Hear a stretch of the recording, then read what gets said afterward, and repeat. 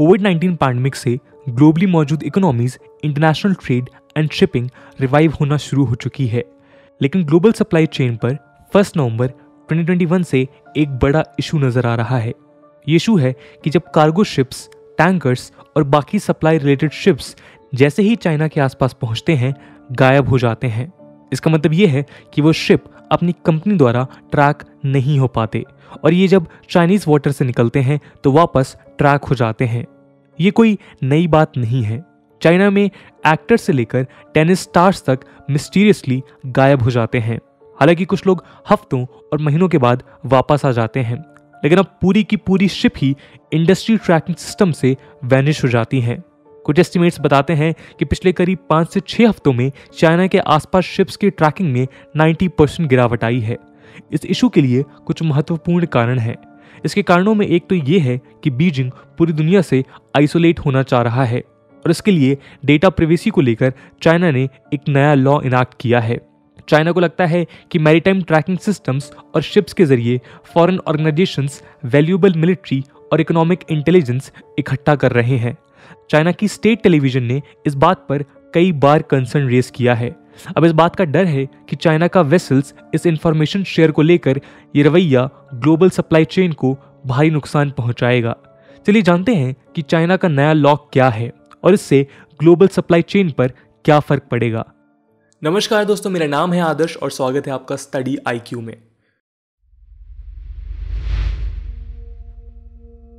Ships के द्वारा भेजे जाने वाले सिग्नल्स में चाइना के आसपास आते ही ये ड्रॉप नवंबर की शुरुआत में देखा गया था। नवंबर 1, 2021 को चाइना ने personal information protection law enact किया था।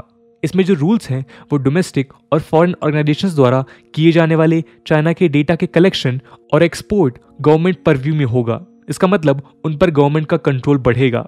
जैसे ही ये लॉ सामने आया, चाइना द्वारा कंट्रोल्ड चाइना सेंट्रल टेलीविजन और CCTV फोकस न्यूज प्रोग्राम में बताया गया कि ज़ानजियांग में एक सस्पिशियस रेडियो इक्विपमेंट मिला है।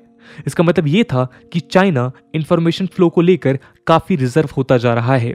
हालांकि ये सरप्राइजिंग नहीं है, क्योंकि हमने पहले भी देखा है कि चाइना फॉरेन कंपनीज को ब्लॉक कर चुका है, for example Google, Facebook etcetera. पर अब इन नए इंफॉर्मेशन शेयरिंग लॉज के कारण इशू ग्रेव होता जा रहा है। मेजरली दोस्तों, मैरीटाइम वेसल्स एक ऑटोमेटिक आइडेंटिफिकेशन सिस्टम यानी AIS द्वारा ट्रैक किए जाते हैं। ये सिस्टम एक तरह का ओशियन के कॉन्टेक्स्ट में एयर ट्रैफिक कंट्रोल सिस्टम जैसा है।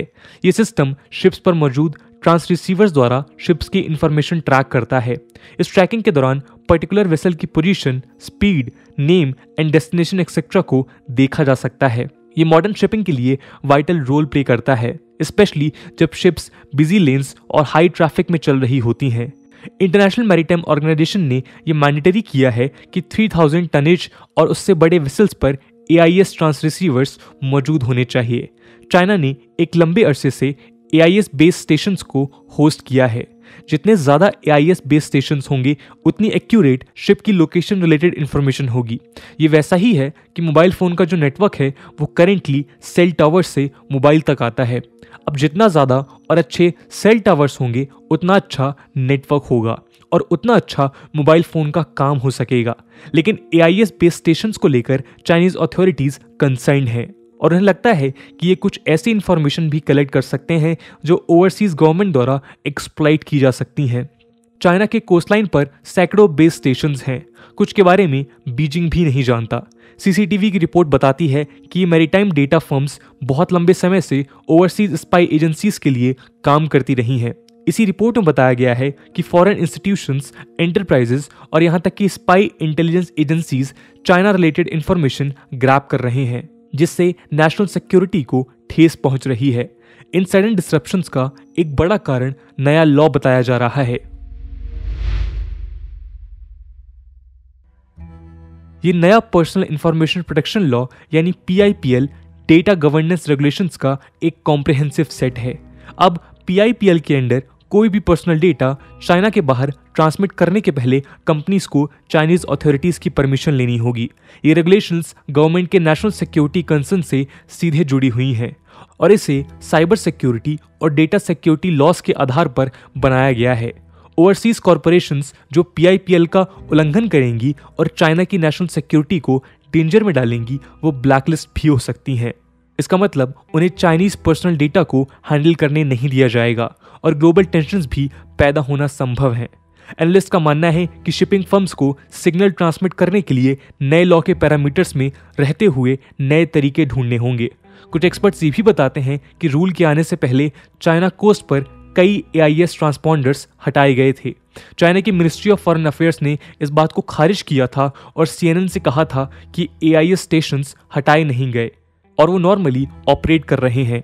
इंटरेस्टिंगली ये लॉ शिपिंग इंफॉर्मेशन का कोई मेंशन नहीं करता है। इससे ये लगता है कि Chinese data providers shipping information को प्रिकॉशन लेते हुए शेयर नहीं कर रहे हैं। Global shipping industry AIS data पर निर्भर है। इसमें चाइना इसलिए इंपॉर्टेंट है क्योंकि दुनिया के टॉप 10 बिजिएस्ट कंटेनर पोर्ट्स में से 6 चाइना में मौजूद हैं। कुछ ही दिनों में फेस्टिव सीजन आ रहा है और इस तरह शिप्स के गायब होने से शिपिंग सेक्टर और ग्लोबल सप्लाई चाइना को सीवियर इंपैक्ट होगा। उनके पास शिप की डॉकिंग, अनलोडिंग और डिपार्चर से रिलेटेड क्रिटिकल इंफॉर्मेशन नहीं होगी। चाइनीज गवर्नमेंट का ये डिजायर कि उसकी पूरी इंफॉर्मेशन और डेटा पर कंप्लीट कंट्रोल हो सरप्राइजिंग नहीं है, और स्पेशली तब जब प्रेसिडेंट शी जिनपिंग लगातार कम्युनिस्ट पार्टी के इन्फ्लुएंस को फाइनेंशियल और सोसाइटी के सभी एस्पेक्ट्स पर रिस्टोर करना चाह रहे हैं। ये और भी बड़ी हकीकत है कि डेटा कंट्रोल किया जाएगा। चाइना का ये रिएक्शन एक्सटर्नल चैलेंजेस जैसे क्रिटिकल टेक्नोलॉजीज पर USA के रेस्ट्रिक्शंस को लेकर है। इस कारण गवर्नमेंट इकोनॉमिक सेल्फ सफिशिएंसी पर जोर दे रही है। पिछले कुछ सालों में farmer US president Donald Trump और शी जिनपिंग के बीच ट्रेड और टेक्नोलॉजी को लेकर झगड़े ने चाइना के सेल्फ रिलायंस एस्पिरेशंस को मजबूत किया है। For example made in China 2025 को देख लीजिए। ये एम्बिशियस गोल चाइना की मैन्युफैक्चरिंग इंडस्ट्री को मोर एडवांस टेक्नोलॉजी डोमेन्स में लेकर जाने के लिए है ताकि चाइना सेल्फ रिलायंस हो। शी के ट्रस्टेड सपोर्टर वाइस प्रेसिडेंट वांग क्विशान ने ब्लूमबर्ग न्यू इकोनॉमिक फोरम से कहा था कि चाइना पूरी दुनिया से कटेगा नहीं और सभी देशों से अर्ज किया था कि सप्लाई चेन्स को स्टेबल और स्मूथ बनाए रखना चाहिए। लेकिन ये क्लेम्स कॉन्ट्राडिक्टरी लगते हैं क्योंकि वास्तव में कुछ और होता है। दोस्तों, पैंडेमिक के कारण शिपिंग ऑपरेशंस ऑलरेडी स्ट्रेस्ड हैं। मैरीटाइम ट्रैफिक के जॉर्जियस हेट्जिमनॉलिस बताते हैं कि already stressed global supply chain को चाइना से इंस्टेंटेनियस और एक्यूरेट डेटा की कमी के कारण फर्दर प्रेशर बढ़ेगा। इससे पोर्ट्स पर कंजेशन बढ़ेगा, डॉकिंग स्लो होगी और अनलोडिंग टाइम बढ़ेंगे। क्रिसमस पीरियड आने वाला है, ऐसे में सप्लाई चेन का अच्छे से काम करना जरूरी है। ग्लोबली फेस्टिव्स में parcels, goods, freight, food, grains etcetera ship होते हैं। AIS डेटा के कलेक्शन और शेयरिंग का इशू केवल चाइना को ही बॉदर करता है। बाकी देश उनके टेरिटोरियल वाटर्स में शिप की इंफॉर्मेशन को अवेलेबल करवाने के लिए रेडी होते हैं। ब्लॉक करके शिप्स को गायब करना जरूरी नहीं है। कुछ सेफगार्ड्स ऑलरेडी मौजूद हैं। मान लीजिए किसी वेसल को अपनी पोजीशन ट्रांसमिट नहीं करनी है तो वो ट्रांस रिसीवर बंद कर सकते हैं। ये एक्टिव ड्यूटी के कारण मिलिट्री शिप्स अक्सर करती हैं, पर चाइना इंक्रीजिंगली ट्राई कर रहा है कि देश के बाहर जाने वाली इंफॉर्मेशन को लिमिट कर सके, और यदि ये 100% पॉसिबल नहीं है तो कम से कम डेटा पर ओवरसाइट रखे। इससे टेम्परेरी ब्लिप बताते हुए maritime data firm maritime traffic के एनास्टेसिस टोरोस ने CNN को कहा है कि जब भी ऐसा कोई नया लॉ आता है तो हमारे पास टाइम होता है ताकि ये देख सकें कि चीज़ें सही हैं या नहीं। तो दोस्तों, ये थी कहानी चाइना के आसपास के एरिया से डिसअपियर हो रही शिप्स की। इस पूरे मुद्दे को लेकर आपका क्या ओपिनियन है और स्पेशली इंडिया इसको कैसे काउंटर कर सकता है, कमेंट सेक्शन में ज़रूर बताइएगा। आज की वीडियो के लिए इतना ही। आई होप आपको वीडियो पसंद आई होगी, और अगर पसंद आई है तो अपने दोस्तों के साथ शेयर करना मत भूलिएगा।